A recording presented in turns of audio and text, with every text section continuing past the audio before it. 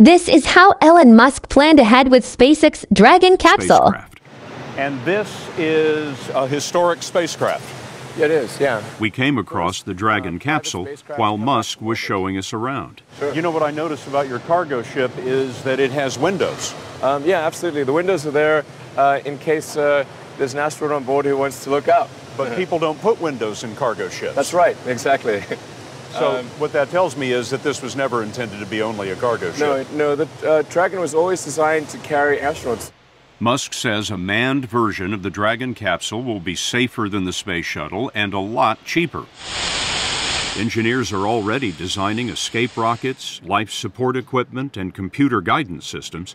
They were studying seating for 7 when we were there.